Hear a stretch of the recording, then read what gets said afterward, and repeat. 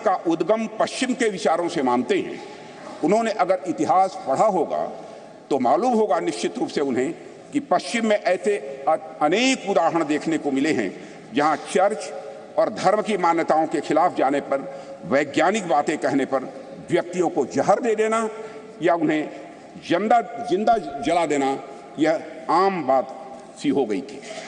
अध्यक्ष महोदय, उनको अपने वैज्ञानिक विचार छिपाकर कहने पड़ते थे, पर आज से लगभग 2000 साल पहले आर्यभट्ट ने जब कहा था कि हमारी पृथ्वी अपने एक्सिस पर घूमती है, तो क्या उनका विरोध हुआ था?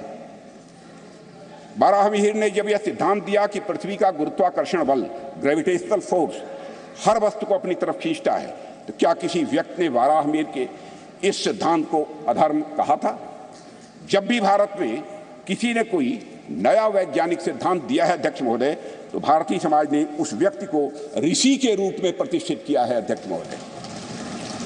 और मेरा मानना है कि संस्कृति के बगैर, कल्चर के बगैर, विज्ञान और विज्ञान के बगैर कल्चर या संस्कृति अधूरी है।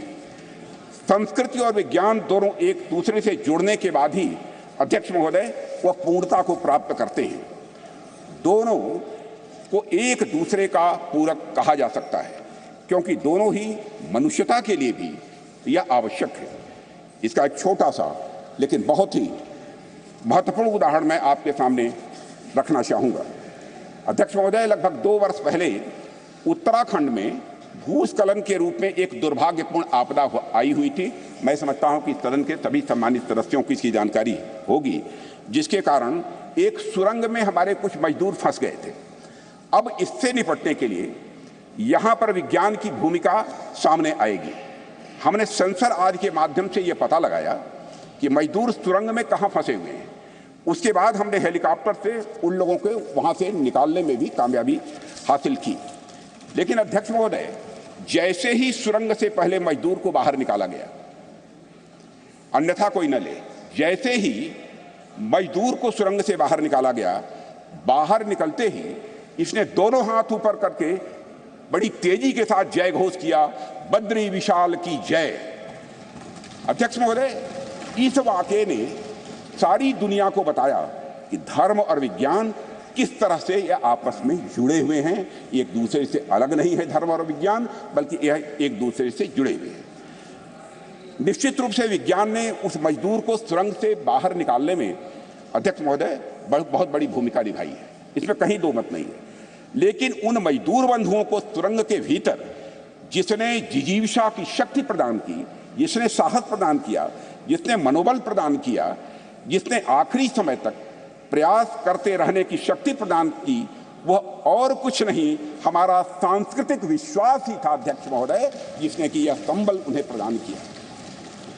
अध्यक्ष महोदय, वह हमारी कल्चर, वह हमारी संस्कृति ही थी जिसने सुरंग में फंसे उस मजदूर को यह भरोसा दिलाया कि वह इस संकट से बचकर निकल जाएगा, उसके ईश्वर इस संकट से उसे निकाल लेंगे। यह उसका विश्वास था, भरोसा था। अध्यक्ष महोदय, हमारी आस्था, हमारी संस्कृति इनक्लूसिव नेचर की है, समावेशी या स्वभाव की है। हमारा सांस्कृतिक राष्ट्रवाद हमें अखिल मानवता के बंधुत्व का पाठ पढ़ाता है।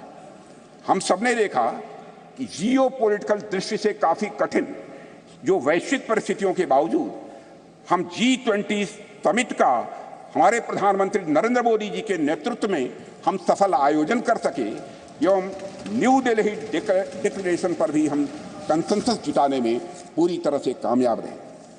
अध्यक्ष महोदय, इसके पीछे हमारे प्रधानमंत्री द्वारा हमारी प्राचीन ज्ञान परंपरा से दिया गया संदेश है, जिसमें पूरी मानवता को एक सूत्र में बांध दिया है। प्रधानमंत्री जी ने ही कहा था, one world, one family, one future. Bharat का यही विश्वास, भारत का यही बंधुत्व का भाव प्रधानमंत्री जी ने G20 की सफलता पर भी मुखरित किया, जब उन्होंने यह कहा था कि यह केवल भारत की सफलता नहीं है, बल्कि पूरे विश्व की यह सफलता है। अध्यक्ष महोदय, विज्ञान तो वैल्यू न्यूट्रल होता है, ये वैल्यू न्यूट्रल क्या है मैं आगे इसको विस्तार में बताने की कोशिश करूंगा। चंद्रयान जैसे अंतरिक्ष यान हो या परमाणु के भीतर छिपी शक्ति हो या फिर डीएनए एडिटिंग की टेक्नोलॉजी हो, विज्ञान हमेशा यह मूल्य निरपेक्ष होता है, यानी वैल्यू न्यूट्रल होता है। विज्ञान हमें परमाणु शक्ति का ज्ञान दे सकता है अध्यक्ष महोदय, लेकिन वह संस्कृति ही है, वह कल्चर ही है जो हमें मार्ग दिखलाएगी उस परमाणु शक्ति का उपयोग हम ऊर्जा के रूप में स्वयं के विकास में करते हैं या फिर हथियार के रूप में अन्य का विनाश करने में हम करते हैं। कहते हैं with great power comes great responsibility. इसलिए जैसे जैसे हमारी शक्ति बढ़ती जाती है अध्यक्ष महोदय, वैसे वैसे हमारे संस्कारों का महत्व भी स्वाभाविक रूप से यह बढ़ता जाता है।